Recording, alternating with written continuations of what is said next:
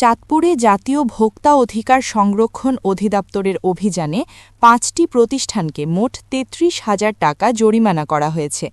চাঁদপুর জেলা কার্যালয়ের উদ্যোগে বাবুরহাট বাজার ও বিসিক শিল্পনগরী এলাকায় এ অভিযান পরিচালিত হয়।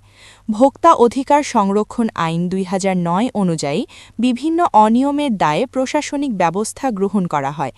স্বাস্থ্যবিধি না মেনে সেমাই প্রস্তুত করার অপরাধে নিউ চাঁদ ব্রেড অ্যান্ড বিস্কুটকে ৮,০০০ টাকা জরিমানা করা হয়। উৎপাদিত সেমাইয়ে খুচরা মূল্য উল্লেখ না থাকায় মেঘনা সেমাইকে ৫,০০০ টাকা জরিমানা করা হয়। পণ্যের মোড়কে পূর্বের প্রতিষ্ঠানের ঠিকানা ব্যবহার করায় জিএস কনজিউমারকে ১০,০০০ টাকা জরিমানা করা হয়। মূল্য তালিকা না থাকা এবং খেজুরের তেল মিশিয়ে বিক্রির অভিযোগে মিম এন্টারপ্রাইজকে ৫,০০০ টাকা জরিমানা করা হয়।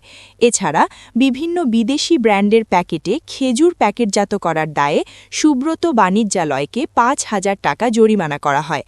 অভিযানে মোট ৩৩,০০০ টাকা জরিমানা আদায় করা হয় এবং জরিমানার অর্থ তাৎক্ষণিকভাবে পরিশোধ করেন সংশ্লিষ্ট প্রতিষ্ঠানগুলো। চাঁদপুরের সহকারী পরিচালক আবদুল্লাহ আল ইমরান জরিমানার আদেশ দেন। এ সময় খেজুরের বিভিন্ন ব্র্যান্ডের অবৈধ প্যাকেট ধ্বংস করা হয়। পাশাপাশি অন্যান্য প্রতিষ্ঠান পরিদর্শন, লিফলেট ও প্যাম্পলেট বিতরণের মাধ্যমে জনসচেতনতা বৃদ্ধি কার্যক্রম পরিচালিত হয়। অভিযানে বাংলাদেশ আনসার ও গ্রাম প্রতিরক্ষা বাহিনীর একটি দল সার্বিক সহায়তা প্রদান করে। জনস্বার্থে এ ধরনের অভিযান অব্যাহত থাকবে বলে জানিয়েছে সংশ্লিষ্ট কর্তৃপক্ষ।